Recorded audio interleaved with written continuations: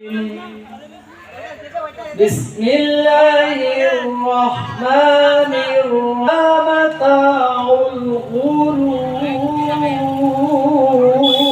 العظيم যদি সেটা তুমি হাত দিয়ে প্রতিরোধ করতে পারো সেটা হলো ঈমানের সর্বোত্তম এবং সর্বোচ্চ স্থান। যদি সেটা না পারো মুখ দিয়ে প্রতিবাদ করো সেটা হলো ঈমানের মাঝামাঝি অবস্থান। এবং যদি সেটা নাও পারো তাহলে মনে মনে ঘৃণা করো, তাহলে সেটা হলো সবচেয়ে ঈমান কোন রকম আছে আর কি, নিবু নিবু এই অবস্থায়। আমরা বিগত দিনে দেখেছি যারা আমাদের নিবন্ধন কেড়ে নিয়েছিল, যারা আমাদের প্রতীক বাজেয়াপ্ত করেছিল, যারা আমাদের দলকে নিষিদ্ধ ঘোষণা করেছিল, মহান আল্লাহ তাদেরকে বাংলাদেশের জমিন থেকে নিষিদ্ধ করে দিয়েছে। সেই সরকার গঠিত হবে জামাত ইসলামের পক্ষের সরকার, এবং যাদের সরকার গঠিত হবে সেই সরকার হবে দুর্নীতিমুক্ত একটি সরকার। এদেশে যখন রাষ্ট্রীয় ক্ষমতা এসেছে সবাই মুসলমান নামধারী, তাহলে একটি আইন যদি বাস্তবায়ন করতো, আজান হওয়ার সাথে সাথে স্কুল কলেজ বিশ্ববিদ্যালয় কোর্ট কাছারি অফিস আদালত সব বন্ধ হয়ে যাবে। মানুষ আগে নামাজের জন্য মসজিদে যাবে, নামাজ পড়া শেষ হয়ে গেলে সৌদি আরবের মতো আবার মানুষ তাদের কর্মে ফিরে যাবে। নিজেকে সংশোধন করার চেষ্টা করেন কোরআনের আলোকে, নিজের পরিবারকে সংশোধন করার চেষ্টা করেন কোরআনের আলোকে, নিজের সমাজকে পরিবর্তন আনার জন্য নিজেকে প্রতীক হিসেবে হচ্ছে চিকরগাছার সর্ববৃহৎ ইউনিয়ন, সর্বোচ্চ ভোটের অধিকারী। একটা প্রবাদ আছে, কত রূপ স্নেহ করি দেশের কুকুর ধরে বিদেশের ঠাকুর ফেলিয়া, অর্থাৎ যেখানে সে নিবাস থাকে তার প্রতি তার দরদ ভালোবাসা একটু হলেও বেশি থাকে। আমাদের সামনে আসন্ন নির্বাচনে আমাদের ডক্টর নজরুল ফরিদ ভাইয়ের জন্য দাঁড়িপাল্লা ভোট এখন থেকে আমরা চাওয়া শুরু করি। সাথে সাথে ইউনিয়ন পদপ্রার্থী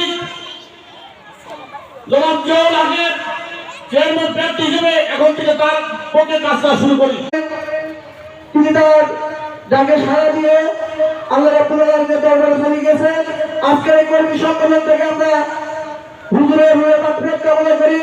আল্লাহ সুবহানাহু ওয়া তাআলা জান্নাতের সর্বোচ্চ মর্যাদা দান করেন। সবাই বলে আল্লাহুম্মা। 17 বছর আওয়ামী লীগ সরকার তার সমস্ত প্রশাসন দিয়ে আমাদেরকে অত্যাচার, নির্যাতন, জেল, জুলুম, অত্যাচার সবকিছু করিয়েছে। কিন্তু 17 বছরে বাংলাদেশ জামাত ইসলাম বাংলার জমিনে কাজ করে গেছে, তারা দেশ থেকে পালায়নি। কিন্তু আওয়ামী লীগ ক্ষমতা ছাড়ার পরে 17 মিনিটও তারা বাংলার জমিনে টিকতে পারেনি। তিনি বলেছেন যারা ইসলামের শরিয়া মানে না তারা মুসলমান থাকতে পারে না।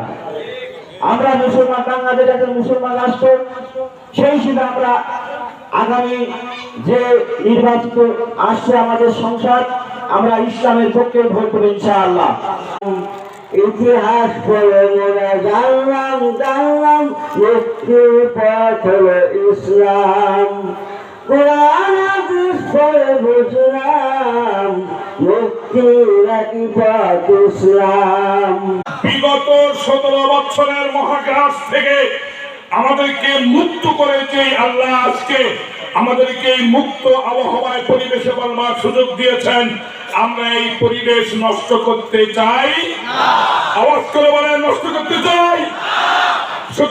আমরা সবাই একসাথে কাঁধে কাঁধ মিলিয়ে আগামী দিন যেন ইসলামের দিন হয়, আগামী দিন যেন কোরআনের দিন হয়, এই বিষয়টি মাথায় রেখে সবাই চলবে। সবাইকে ধন্যবাদ। আগামী দিনে চেয়ারম্যানের দলের মাধ্যমে আগামী যাতে এই চৌগাছা এই ওয়ার্ডে এই থানায় যাতে আমাদের এমপি প্রার্থী ডাক্তার মসরুদ্দিন ফরিদকে বিশাল ভোটে আমরা যাতে বিদায় করতে পারি। ইসলামী সমাজ ভিত্তিক দেশ চলছে না, যার পরিপ্রেক্ষিতে সমস্ত মুসলমানের সমস্ত ভাইদের ঐক্যবদ্ধ হয়ে এই দেশে দিন কায়েমের জন্য সংগ্রাম করা প্রত্যেক মা বোন ভাইদের জন্য ফরজ। দাও খোদা দাও আমায় আবার ওমর দারাজ দিল।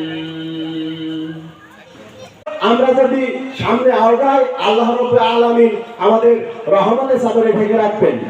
আমরা যদি দুনিয়ামুখী হয়ে যাই, জান্নাত আমাদের থেকে দূরে সরে যাবে। আর যদি আমরা জান্নাতের দিকে ধাবিত হই, প্রিয় ভাইরা, দুনিয়া আমাদের দিকে ছুটবে, দুনিয়াকে ধরা